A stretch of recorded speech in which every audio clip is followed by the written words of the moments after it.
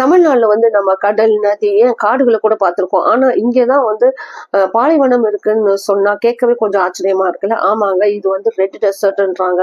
இது எங்க இருக்குன்னு பாத்தீங்கன்னா திருச்செந்தூர் பக்கத்துல தூத்துக்குடி டிஸ்ட்ரிக்ட்ல இது இருக்கா.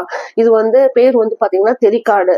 இது வந்து 12,000 ஏக்கர் சுற்றளவுல இது இருக்கா. இதோட மண்ணு வந்து சிவப்பு கலர்ல இருக்குமா. உங்களுக்கு தெளிவா புரிய வைக்கணும்னா நான் சில பட காட்சிகளை சொல்றேன். தாமிரபரணியில வந்து படத்துல வந்து விஷால் வந்து கடைசியில வில்லனோட அந்த ரெட் டெசர்ட்ல தான் சண்டை போடுவாரு.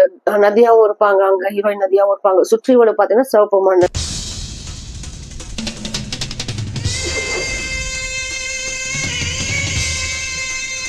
அதே மாதிரி அசுரன், சிங்கம் இந்த மாதிரி படத்திலும் இந்த ரெட் டெசர்ட் வந்து இடம் பெற்றிருக்கு. இந்த தெரிக்காடு சுத்தி நிறைய டவுன்ஸ் இருக்கான். கைமொழி, பரமக்குறிச்சி, புதுக்குடி இந்த மாதிரி. இதை ஏன் பாலைவனம் சொல்றாங்கன்னா பாலைவனத்துக்குள்ள எல்லா கேரக்டரிஸ்டிக்ஸும் இந்த டெசர்ட்டுக்கும் இருக்குன்றாங்க. இது வந்து கல்டிவேஷனுக்கு நல்லது இல்லைன்றாங்க. இந்த டெசர்ட்ல வந்து நீங்க வெறும் பனை மரமும் முந்திரி பருப்பு மரமும் தான் பார்க்கலாம். இங்க இருக்கிற மக்கள் வந்து வெறும் முந்திரி பருப்பு மரம் தான் வச்சுப்பாங்களாம். இன்னொன்னு ஹைலைட்டான விஷயம் என்னன்னா, இந்த இந்த பாலைவனம் வந்து எப்படி உருவாச்சுன்னு எப்படி யாருக்குமே தெரியலையா. இது வந்து ஒரு மிஸ்ட்ரியா இருக்கான். இப்ப வந்து நீங்க அந்த ஊரை சேர்ந்தவங்களா இல்ல அங்க போய் பார்த்திருக்கீங்களான்றது கமெண்ட்ல ஷேர் பண்ணுங்க. இந்த மாதிரி சின்ன சின்ன தகவலுக்கு என்னுடைய சேனலை சப்ஸ்கிரைப் பண்ணிக்கோங்க.